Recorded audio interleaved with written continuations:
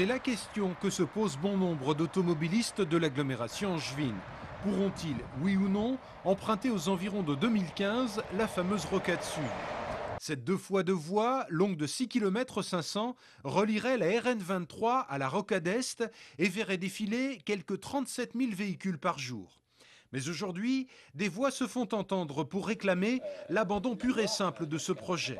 C'est notamment le cas de membres des Verts et de représentants du monde associatif qui ont publié une tribune libre allant dans ce sens en fin de semaine dernière. Il y a donc deux visions aujourd'hui qui vont s'opposer sur cette rocade sud. Une vision très passéiste, archaïque, qui consiste à dire on fait de la voiture pour faire passer de la voiture, donc pour relier d'un bout à l'autre de l'agglomération, pour boucler la rocade. Et puis il y a une deuxième option qui est celle qui nous convient mieux en tant qu'écologistes, qui est de dire non, d'abord développons les transports en commun, développons le transport public.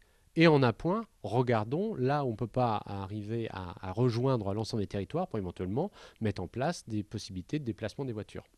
Le pilotage du dossier a été confié au Conseil général de Maine-et-Loire. Un conseil général qui était aujourd'hui en session.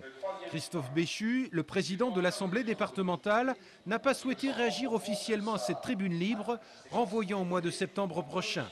C'est en effet la date à laquelle les élus des communes concernées, du Conseil général et de l'agglomération devraient se prononcer sur la construction ou non de cette rocade sud. C'est pas parce que l'on a eu une défaite électorale que pour autant on a perdu la guerre. Attitude volontaire de Corinne Lepage, la présidente de CAP 21, l'une des composantes du MoDem. Elle était à Angers samedi à l'occasion du congrès national de son mouvement. De longues heures de débat pendant lesquelles il a été question tout azimut du mauvais score du MoDem aux élections européennes, de la rénovation du parti actuellement en cours et des erreurs à ne plus commettre à l'avenir. Comprendre que notre développement économique et social doit être repensé en fonction de ce que sont aujourd'hui le risque climatique, le risque alimentaire, la crise n'a pas été suffisamment mis en avant par nous-mêmes dans cette campagne et que nous n'avons pas été suffisamment moteur d'un projet que pourtant nous avions. Clairement, Corinne Lepage voudrait voir plus de verts au MoDem. À Angers, il faudrait d'abord que Bernadette Caillarhumeau, la responsable locale de CAP 21, et Laurent Géraud, le président départemental du MoDem, puissent s'entendre. C'est dans ce sens que Corinne Lepage les a tous les deux rencontrés samedi.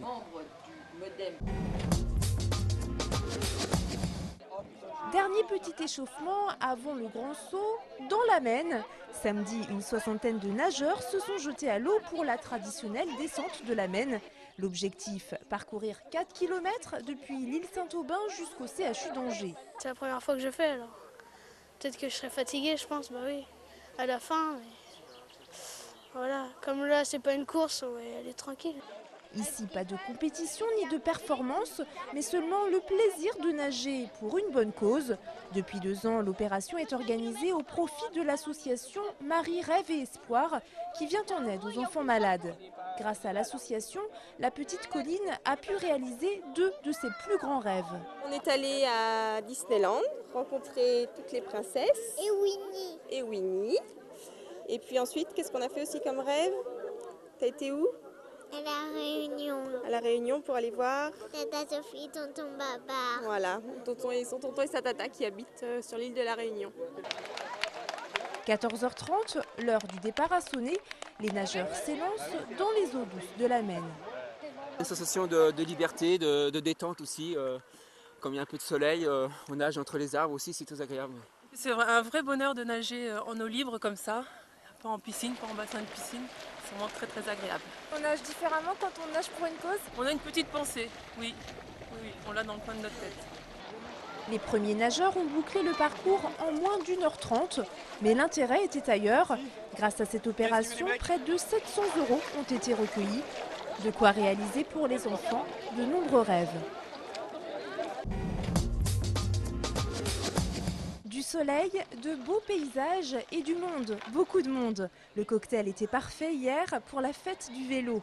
Environ 30 000 pédaleurs ont sillonné les bords de Loire.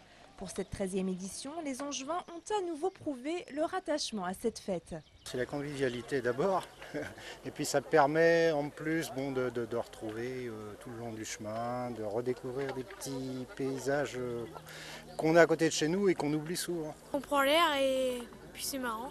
C'est quoi le programme de votre journée aujourd'hui ? Balade à vélo, pique-nique et rebalade à vélo. De Notre-Dame du Marillet jusqu'à Montsoreau, en tout 170 km de route étaient réservés aux cyclistes.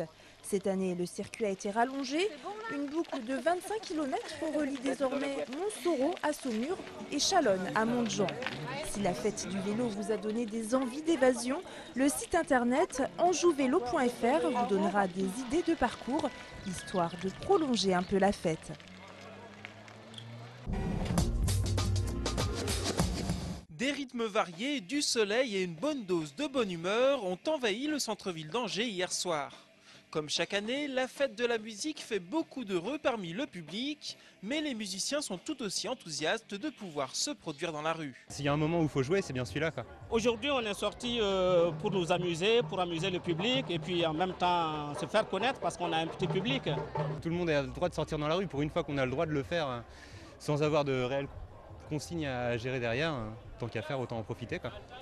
Si cette année encore, la musique était présente dans tous les coins de rue, la fausse note est venue du calendrier. C'est dommage que ça tombe un dimanche cette année, je pense que c'est surtout ça la grosse déception, je pense pour la plupart des groupes qui jouent ce soir. C'est gênant quand il y a de l'école le lendemain. Du coup, vous allez être un peu plus... On a mangé de bonne heure pour pouvoir venir et on va essayer d'en faire un maximum, mais c'est pas facile quoi. Les spectateurs étaient du coup un peu moins nombreux à déambuler dans les rues. Mais peu importe, ceux qui avaient fait le déplacement ont pu en profiter pleinement. Pour terminer cette édition du 7 minutes, on vous propose de revivre quelques-uns de ces instants.